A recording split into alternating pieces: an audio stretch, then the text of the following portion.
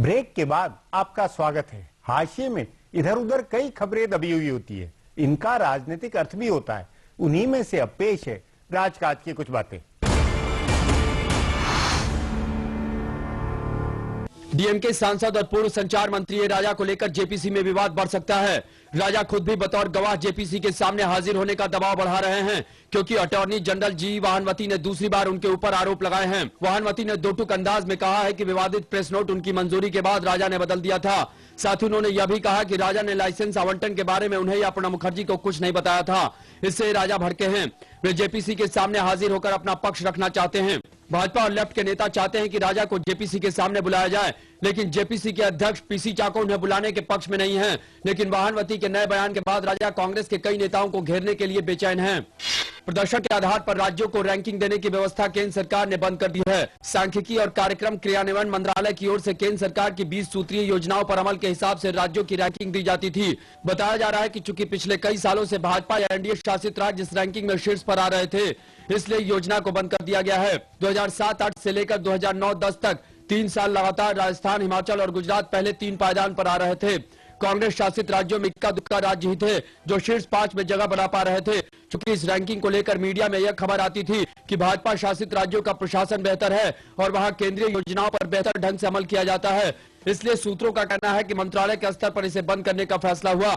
आर्थिक कसौटी में घाटे पर अंकुश की कोशिश चिदंबरम की सफलता है। निवेश, आयात और सुधारों की गति को लेकर उन्होंने जो चिंता जाहिर की वह उनकी बेबाकी है।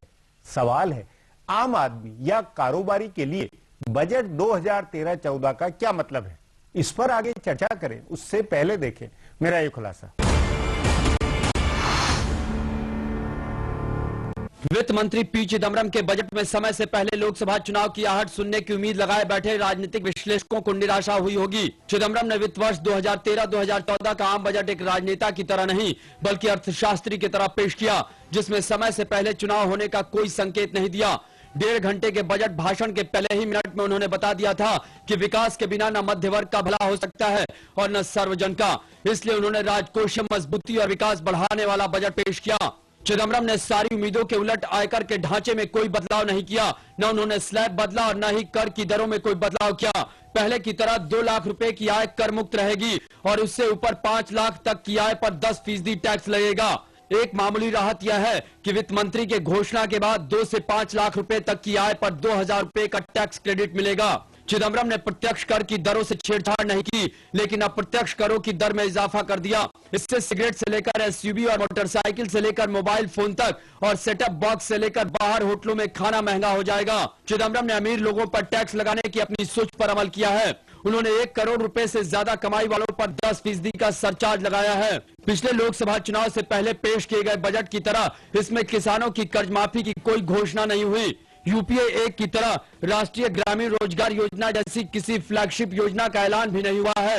कर में छूट जैसी लोक लुभावन घोषणाएं भी नहीं हुई है। फिर भी वित्त मंत्री ने चुनाव से पहले के आखिरी पूर्ण बजट में राजनीतिक मजबूरी और आर्थिक जरूरत के बीच संतुलन बनाने की कोशिश की है।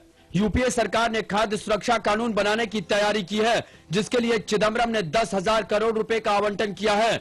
किसानों के लिए कर्ज की राशि भी बढ़ाकर 1,25,000 करोड़ रुपए कर दी गई है। चिदंबरम का बजट भले अपने पूरे स्वरूप में चुनावी बजट न लगे, लेकिन उन्हें यूपीए सरकार की फ्लैगशिप योजनाओं के लिए पर्याप्त धन मुहैया कराया है। महात्मा गांधी नरेगा के लिए 33,000 करोड़ रुपए दिए गए हैं। शिक्षा और स्वास्थ्य की योजनाओं का आवंटन बढ़ाया गया है। सर्व शिक्षा अभियान और मिड डे मील के साथ साथ इंदिरा आवास योजना जैसी योजनाओं के आवंटन में वित्त मंत्री ने पर्याप्त बढ़ोतरी की है। शहरी और ग्रामीण इलाकों में आवास बैंकों के बजट बढ़ाए गए हैं। बैंक उपभोक्ताओं के लिए सुविधाओं में सुधार की पहल की गई है। वित्त मंत्री ने बजट में महिलाओं के लिए खास उपाय किए हैं। उन्होंने पहला महिला बैंक खोलने जाने की घोषणा की, जिसके लिए 1,000 करोड़ रुपए का प्रावधान किया गया। अक्टूबर तक यह बैंक चालू हो जाएगा। युवाओं में कौशल विकास पर खर्च बढ़ाने की घोषणा वित्त मंत्री ने की। अब एक ब्रेक है, उसके बाद बजट 2013-14 पर चर्चा करेंगे।